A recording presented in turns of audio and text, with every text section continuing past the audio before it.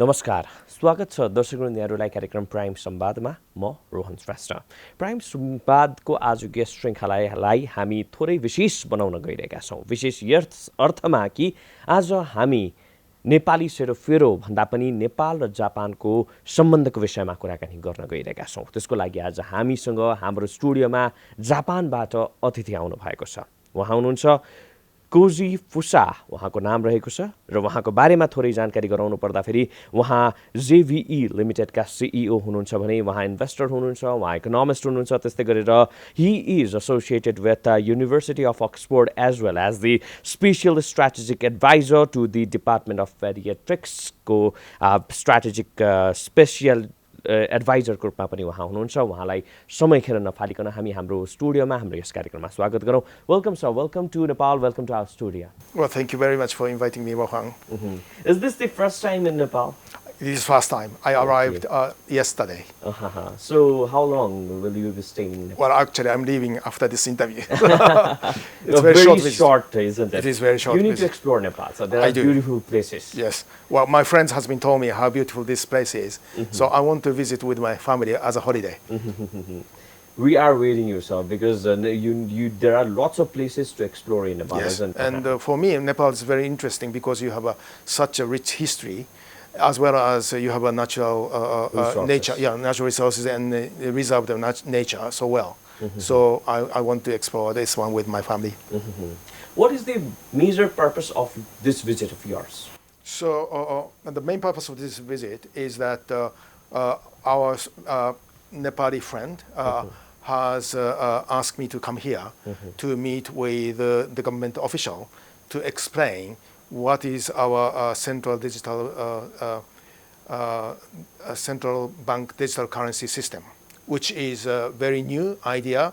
IMF has published a report in November last year, and from that time that we had a now spotlight because we are one of the first people who have been advocating to digitalize all assets, including payment system. And this payment system can be used for all people in Nepal, 29 million people. Digital Yes. So most of the asset can be digitalized nowadays, right? So when you listen to music is now digitalized.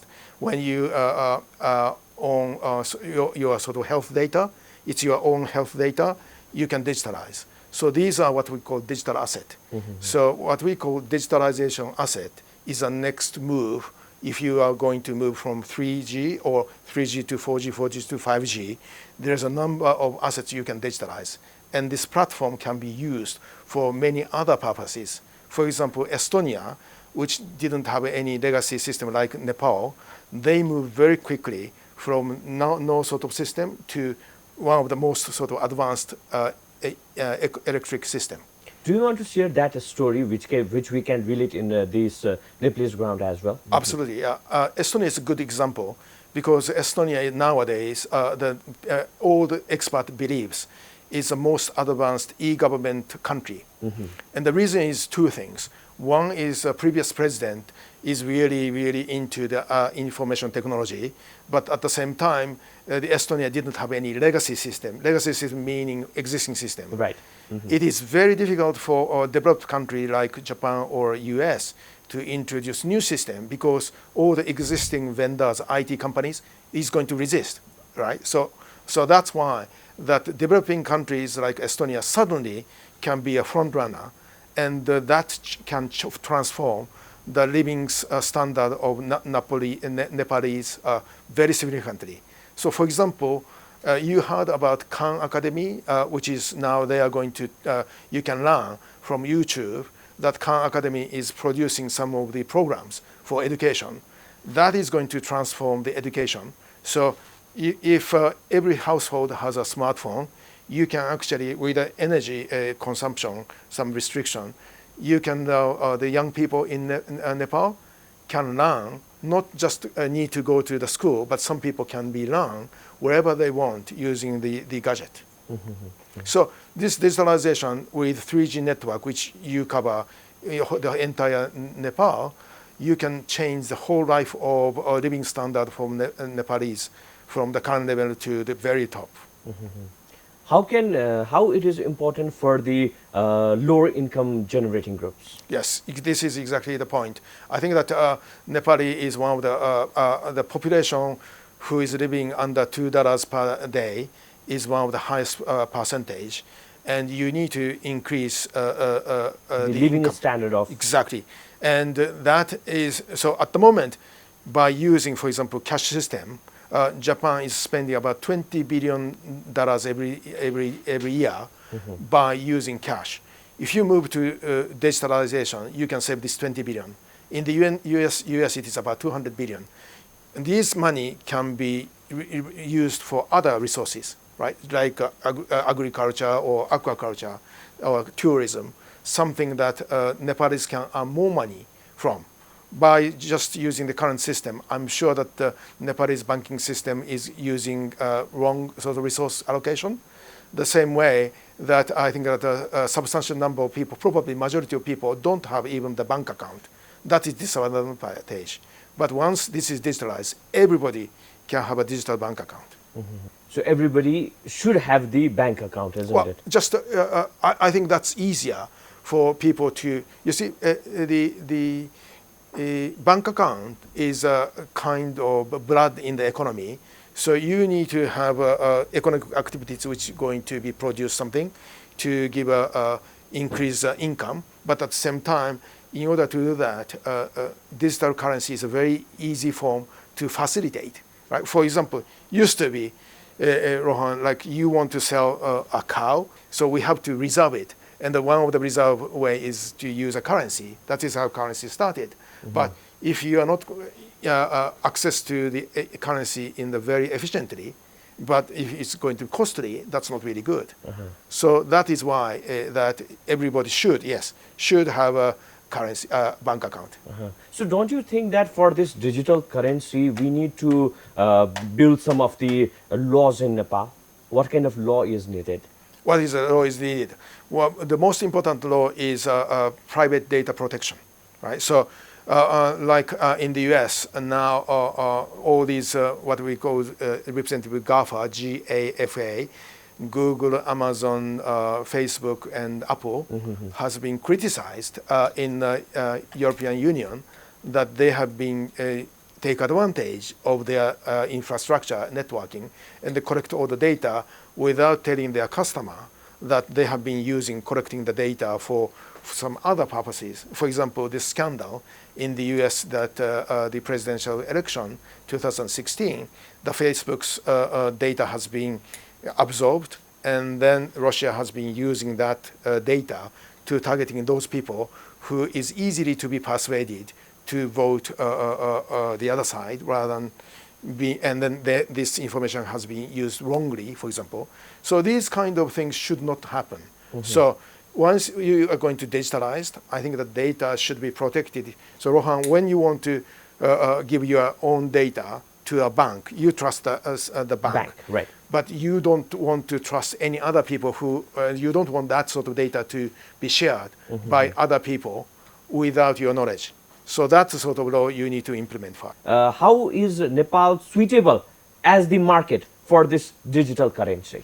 Well, it's not Nepal is suitable for the market, but it is infrastructure.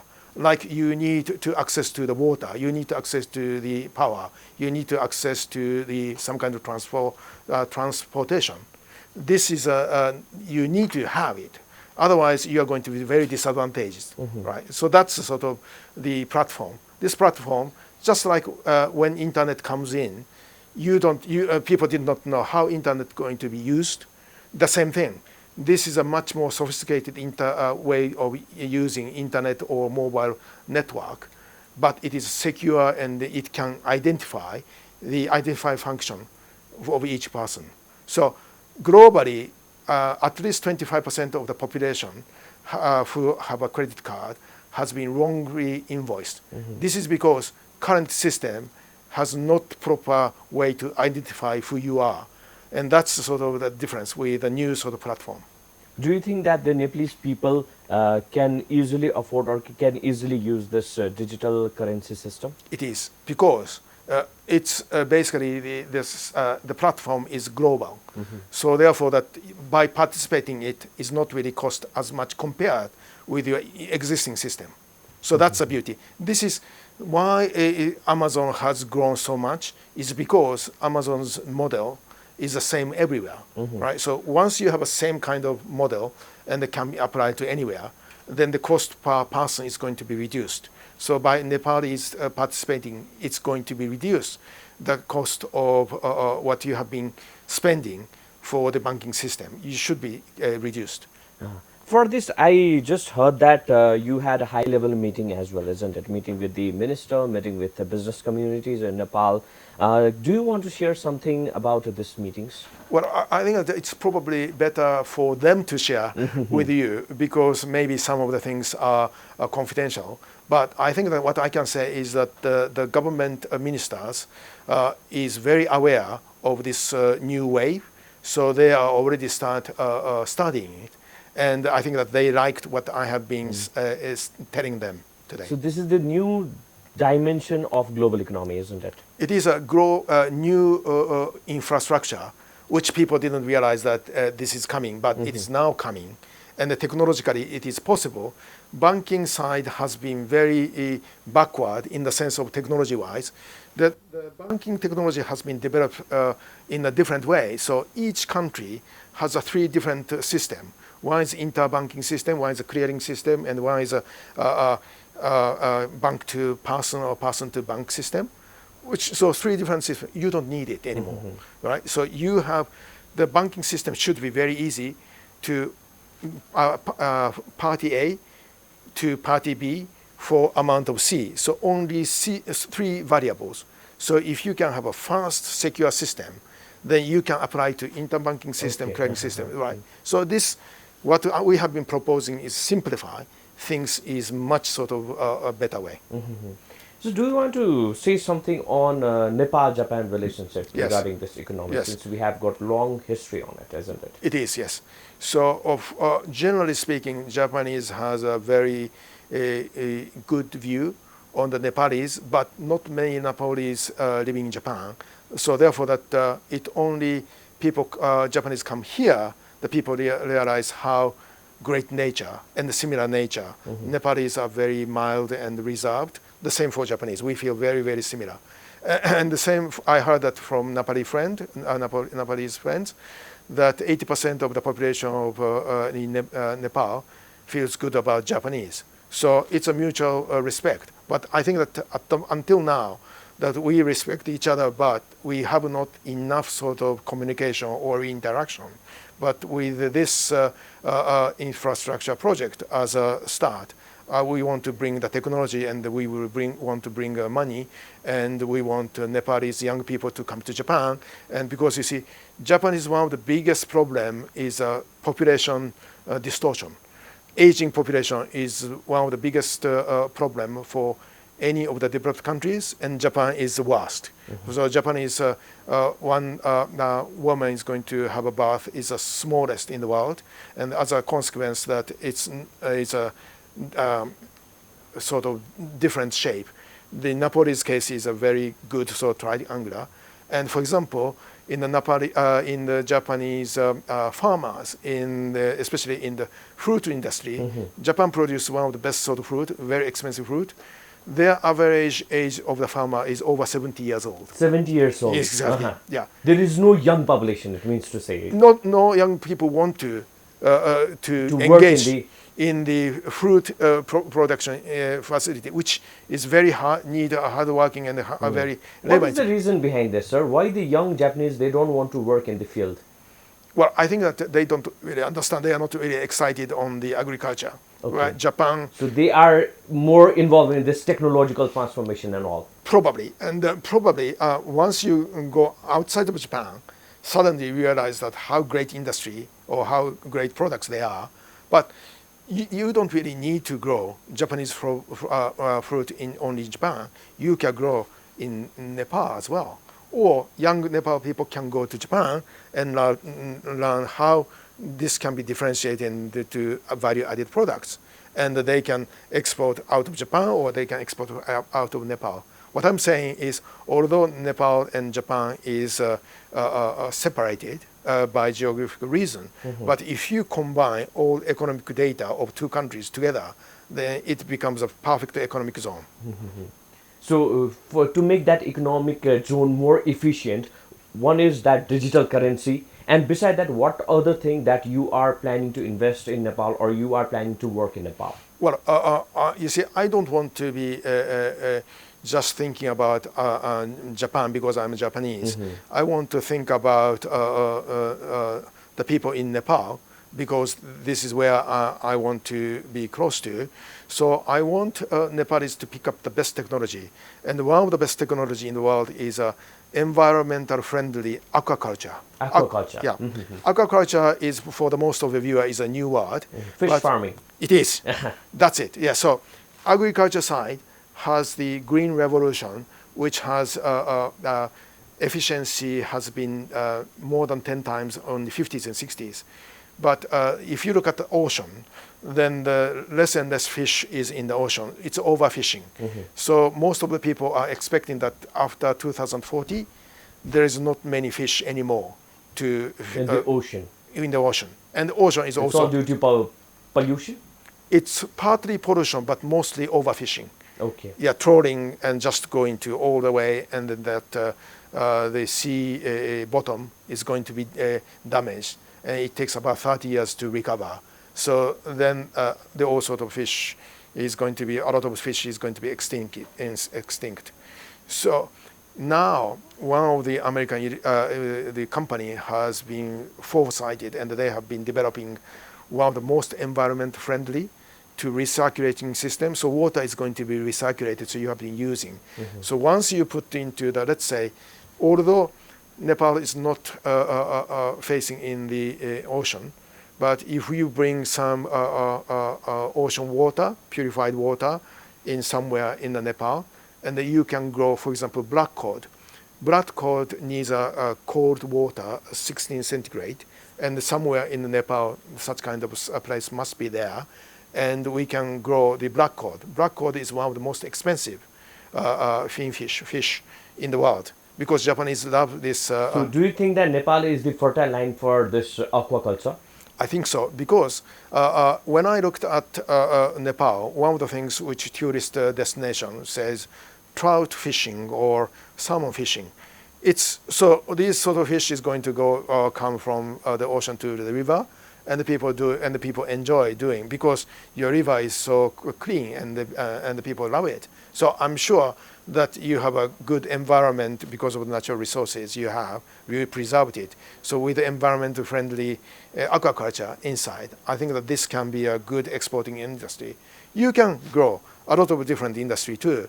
You have, because of your geographical location, you have a lot of natural resources which you have not exploited, which may be a good thing.